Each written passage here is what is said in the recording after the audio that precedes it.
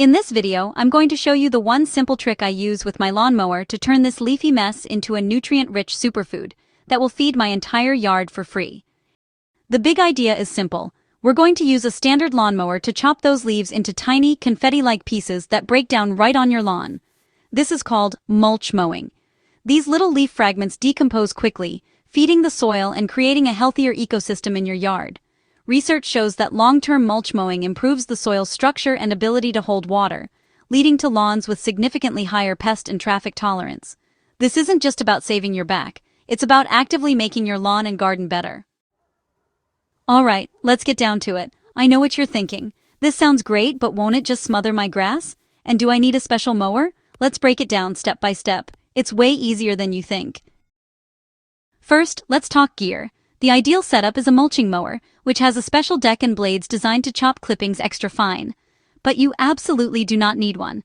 Any regular rotary mower will work. The single most important thing is a sharp blade. A dull blade just tears and rips the leaves instead of chopping them cleanly, and you won't get that nice fine mulch. If you have a standard side discharge mower, you can often buy a simple plug to block the opening, which forces the leaves to get minced up under the deck. Next, mower height. You're not trying to scalp your lawn. A good rule of thumb is to set your mower to one of its higher settings, around 3 inches. This gives the blades plenty of room to suck the leaves up and shred them without cutting the grass too short. Now for the actual process.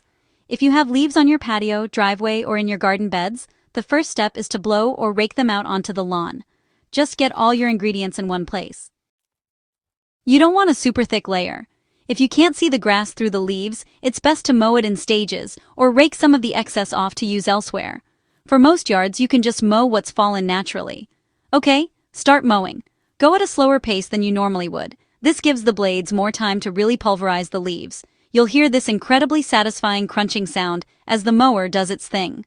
The goal is to chop the leaves into dime-sized pieces. You might need to make 2 passes, especially if the leaves are thick. A great pro tip is to make your second pass at a right angle to the first. That ensures you hit any spots you missed and get a really fine, even mulch. When you're done, you shouldn't see a heavy blanket of leaves. Instead, it should look like your grass has a light dusting of leaf confetti settled down between the blades. These tiny pieces will work their way down to the soil, where earthworms and microbes will get right to work. Add a little rain, and that layer will seem to vanish in just a few days, all while depositing those valuable nutrients back into your soil.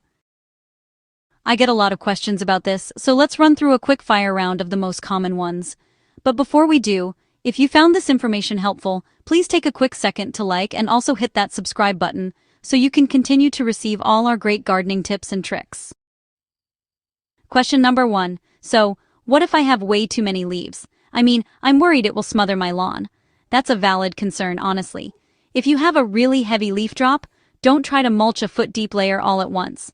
The key is to never let the leaves get so thick that they mat down and block sunlight. If you need to, just mow once a week during peak leaf season.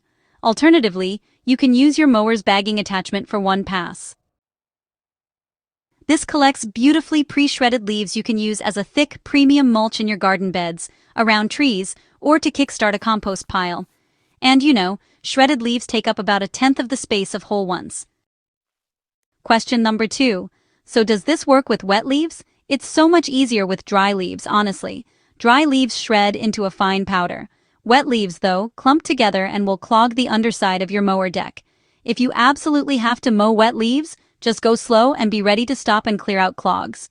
But if you can, just wait for a dry day. It's totally worth it.